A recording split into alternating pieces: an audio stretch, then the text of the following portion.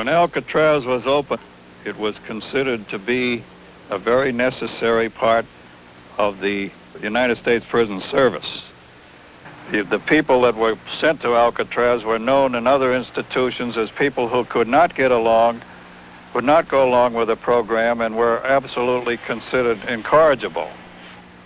All the men was going to be transferred to Alcatraz were all put in one cell block. It was all confined in there, and nobody knew when we was going to leave. So one morning, about 3 o'clock in the morning there, they come out and wrecked the doors back and said, okay, come on out. Leave everything in your cells. Come out naked, strip naked, and walk down the end of the aisle there.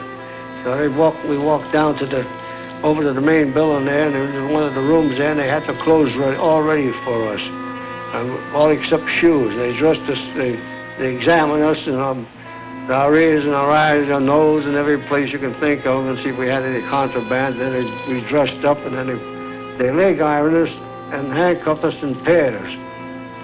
Took us over to the Sally Port, where the train was, the car, and put us on board there, and then bang, we was out. On our way down to the Panhandle on the Santa Fe. We land over in Richmond there. They took us on a barge, and then the barge was towed over to the island onto the dock, and we unloaded there, and they walked up to the main building, and it was all blocked up there, and we lined up, and they gave us each one of us a number. We had many notorious gangsters and criminals at Alcatraz over the years, including Carpus, Roy Gardner, Al Capone, of course, and Machine Gun Kelly, who was the Urschel kidnapper.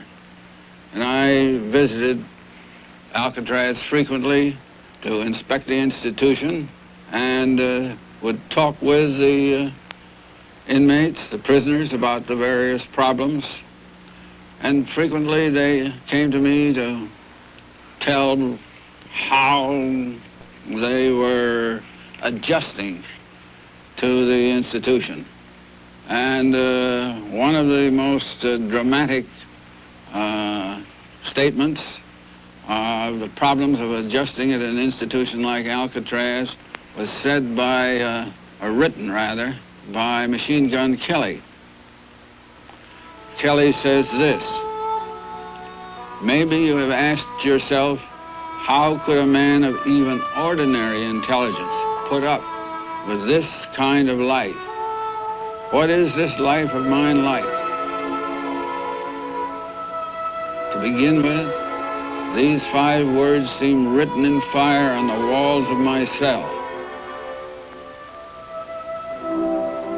Nothing can be worth this. No one knows what it is like to suffer from the intellectual apathy, the pernicious mental scurvy that comes of long privation of all that makes life real. A prisoner cannot help being haunted by a vision of life as it used to be, and at such time I pay with a sense of delicious melancholy my tribute to life as it once was.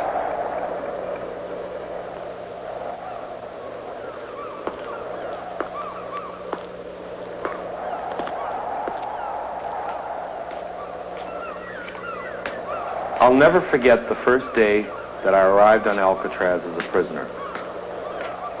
We drove from Oakland to San Francisco, took the boat over to the islands, and I saw the island looming ahead of me like some specter at the end of the bay. And as I looked at it, I thought, Frank, that's where you're going to die. This man was responsible for the theft of over $1 million.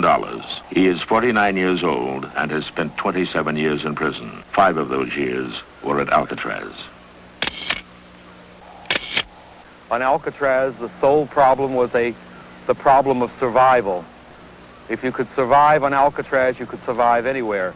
Some men found it more difficult than others because of the 16 hours or more a day that a person was locked up in a cell. And he found that this type of what you might call a highly structured environment was just too much to take. And I think that that's probably why so many men went insane. But I found that I was somewhat self-sufficient, was able to set up a program of my own of reading, working, and just pure reflection. So from that standpoint, Alcatraz was a much easier institution for me to serve time in. Others became equally self-sufficient, earning good time and a small but adequate salary working in the prison industries area. A newly constructed group of 3 buildings housed the laundry, the clothing factory, the mat shop, the woodworking plant, and the model shop. At the beginning of World War II, a surge of patriotism and the government's desperate need for supplies provided strong incentive for the inmates. Alcatraz Island became the largest laundry on the West Coast, doing up to 20 tons of cleaning for the armed services per day. Thousands of cargo nets were constructed for the Navy, and for the Army, khaki trousers and field jackets were manufactured in the clothing shop.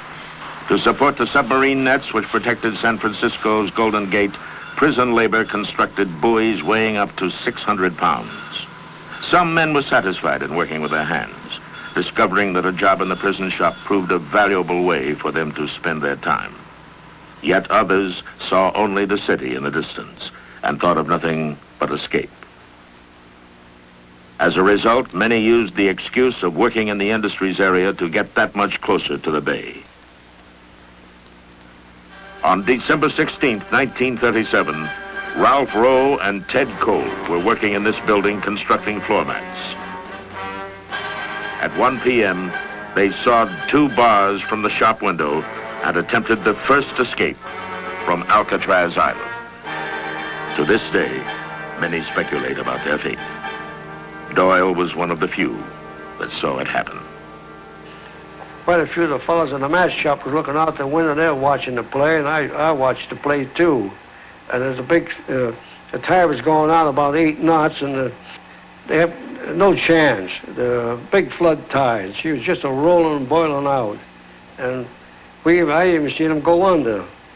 And no way of getting there. You couldn't talk to the kid because he had the mentality of about a 10-year-old kid. He thought he was back in Oklahoma someplace. He thought it was just a little creek or something. He didn't know the bay and how cold and everything and how the tide run. So, according to my opinion, the crabs got him. The disappearance of Cole and Rowe fired the imagination of a public which, for years, had been fascinated by the island prison shrouded in silence and mystery.